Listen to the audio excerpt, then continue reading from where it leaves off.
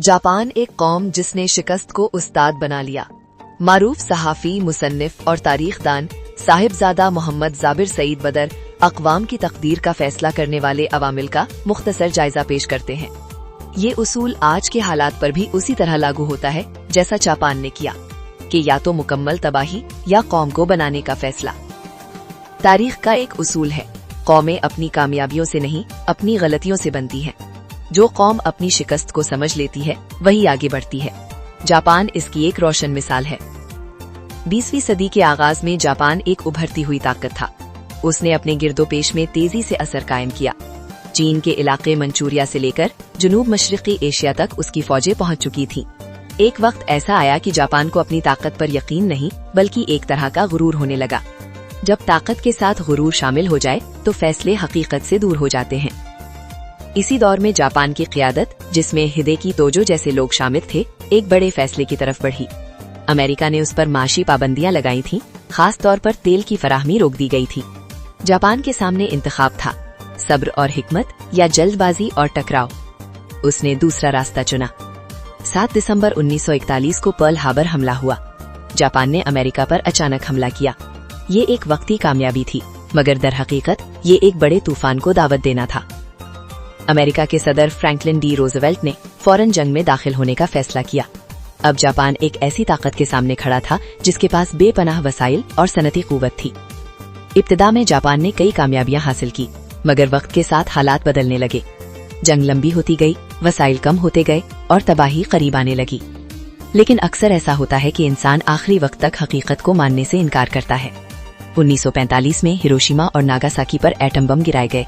ये सिर्फ शहर नहीं थे जो तबाह हुए, बल्कि एक सोच भी टूट गई।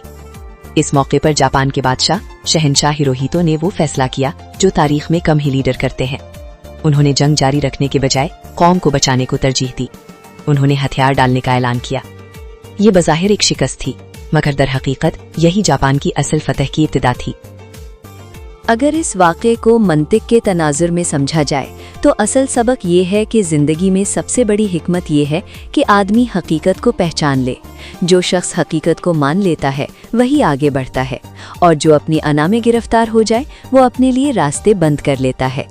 जापान ने अपनी शिकस्त को अना का मसला नहीं बनाया, बल्कि इसे एक सबक बना लिया। जंग के बाद जापान ने हथियार नहीं तालीम उठाई।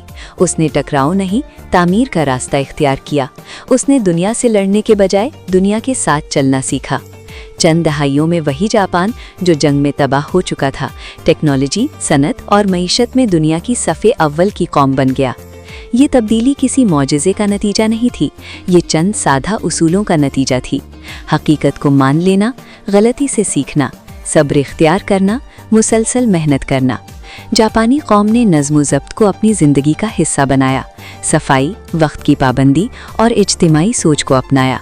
उन्होंने ये समझ लिया कि असल ताकत हथियार नहीं किरदार होता है। आज जापान दुनिया में अमन पसंद कौम के तौर पर जाना जाता है। उसका पासपोर्ट मजबूत है, उसकी मईशत मुस्तहकम है और उसकी टेक्नोलॉजी दुनिया के लिए मिसाल है। ये सब इसलिए मुमकिन हुआ कि उन्होंने एक मौके पर रुकने का फैसला किया। कामयाबी का राज टकराव में नहीं बल्कि मुवाफ़क़त में है। जापान ने यही किया। उसने हालात से लड़ने के बजाय खुद को हालात के मुताबिक ढाल लिया, और यही हर कौम बल्कि हर फर्द के लिए सबक है। कभी कभी पीछे हट जाना ही असल आगे बढ़ना होता है। Jabir Saeed Institute of Media and Policy Studies, ZIMS, the first dedicated online media education institute established in 2009.